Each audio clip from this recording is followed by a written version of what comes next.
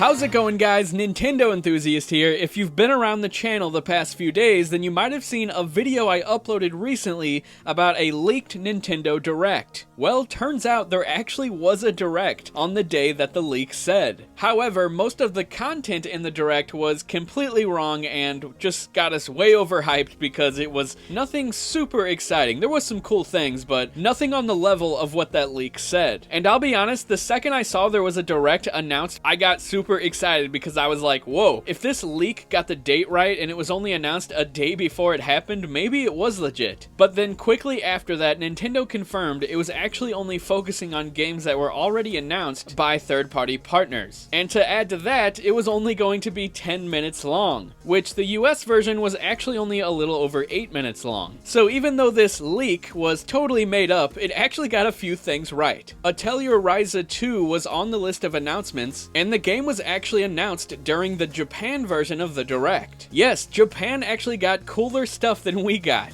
If you don't think Atelier Ryza is very cool, I understand, but they actually opened up their show with Sakuna of Rice and Ruin. This game actually looks really awesome. It combines side-scrolling action plus a farming simulator. But sadly, this awesome game wasn't shown during the US Direct, even though it's actually supposed to come out in the US in just a few months. I understand that the US is a different audience than Japan, but come on Nintendo, this game looks really great. Sure, a lot of the US fanbase might care more about the shooter Rogue Company or WWE Battlegrounds, but that doesn't mean a lot of the US audience wouldn't be interested in Sakuna. I mean, the game speaks for itself. It looks fantastic. And anything that features a hookshot, you know I'm going to be all over it. But either way, I'm just happy I got to see more of that game out of the Japanese Direct. I just wish I understood what they were talking about with the game. But that wasn't the only awesome thing to take away from this Direct. Shin Megami Tensei 5 was finally shown again after years of being quiet. Unfortunately, I wasn't able to spot any gameplay, which is kinda lame after waiting for so long. But luckily, we got confirmation the game is coming out in 2021. But that's not the only Shin Megami Tensei news from this Direct. Shin Megami Tensei 3 Nocturne is getting an HD remaster on Switch, and we actually have a launch window of next spring. Now, all cards on the table. I've never played this series, but I've always been really interested in it. I've been waiting for Shin Megami Tensei 5 to come to Switch, but if SMT 3 comes to Switch before 5, that will be the first one I jump into because this game is very highly regarded in the fanbase. Not only did we get a launch window, but they actually showed gameplay of this one, and it looks a lot better than the PS2 version. I would consider this slightly more than just a remaster. It looks like more than just an up-res job, with enhanced lighting, textures, and character models. So I'm really looking forward to both of these games, and you can definitely expect me to cover them on this channel. Then there's the rest of the Direct, which wasn't that great.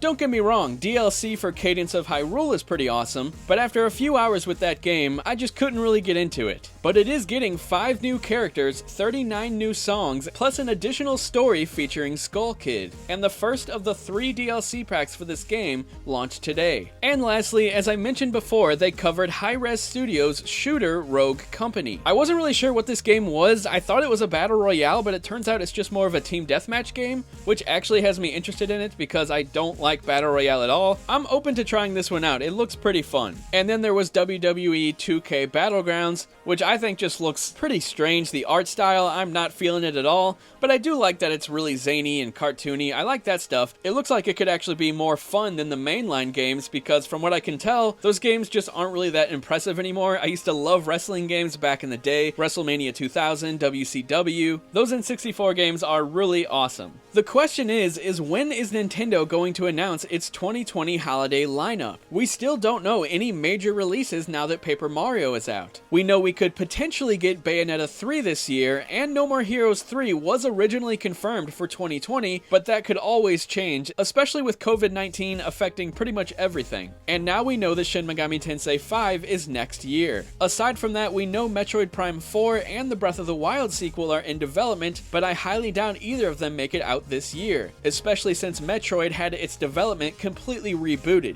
Out of all those games, the one I see most likely coming out this year is probably No More Heroes 3. After that, I'd say Bayonetta 3, even though we haven't heard anything on that game in so long, and then it would be a long shot, but the sequel to Breath of the Wild, maybe it does make it out this year. That'd be the perfect game to combat next-gen consoles and keep Nintendo a part of the conversation. But I could only picture it coming out this year if Nintendo did indeed use a lot of the same assets from Breath of the Wild, which I think I would be completely fine with if they brought in a lot of new cool features, like maybe a hookshot, some traditional temples. There's no telling what Nintendo has up its sleeve, but if I had to guess, we're not seeing Zelda this year. But that's pretty much all my thoughts laid out on the table, guys. I enjoyed seeing Sakuna of Rice and Ruin and the Shin Megami Tensei games, but everything else fell flat for me. Let me know what you think down in the comments section below. Do you think Nintendo's going to have another Direct anytime soon? I'm hoping we see another one in early August that lays out what they're going to be bringing to the Nintendo Switch this holiday. Fans are starved for more information on what's coming, and you can tell from the negative reaction this Direct Mini received. We're starved, Nintendo, but take your sweet time, I don't mind, as long as we continue getting awesome games. Thanks for watching, guys. Hit that thumbs up if you enjoyed this video, that thumbs down if you didn't, and if you enjoy reviews, reactions, and news, be sure to hit that subscribe button